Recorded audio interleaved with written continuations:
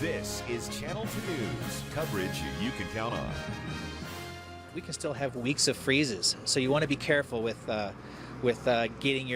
letting your lawn think it's spring. Yeah, it sure seems early to be thinking about yard work, but experts say the different weather we're having means you should have to think differently about your landscaping too. All in our Channel 2 News Big Story at 5:30. It was a cold start, but another sunny day here in northern Nevada. It felt a little more like spring than February. Yep. Good evening, everyone. I'm Kristen Remington. I'm Wendy DeMonte. Thanks so much for being with us today. Even though we did have a cold start, like you said, this weather has been so warm, so dry, our lawns just don't know what to do. I mean, they're kind of saying, should I grow or what? Well, Erin Breen went out and talked to some of the experts today to figure out what we all do in our yards. Erin, what do you think? Well, Wendy, Kristen, you know, it does seem pretty obvious that if the lawns are trying to turn green and the trees are trying so hard to bud that we should be watering them, right? But the experts say it's still too soon to do that because with our cold temperatures overnight, we still could see some freezing. Here's another look at some of their other do's and don'ts. This crew is ready to wage war on weeds.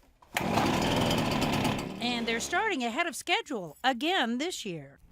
We try to help the plants in whatever stage they decide they're in. Landscapers can't just go by the calendar anymore. It may only be February, but it's time for the pre-emergence in non-turf areas.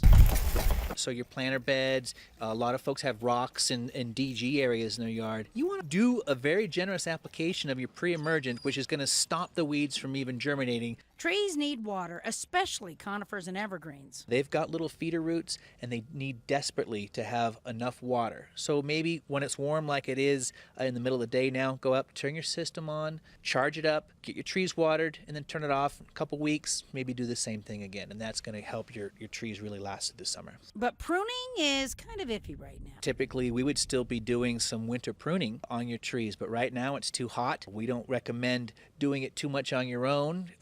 Get an arborist to kind of tell you where to chop because you could damage a tree right now. And when it comes to lawns, it's great to aerate them about now. Essentially, it would allow more fertilizer deeper into the roots as well. So very, very good for your turf. Just remember, for now, that turf is still dormant, even if it's trying to turn green. Definitely don't try to force it. Don't fertilize.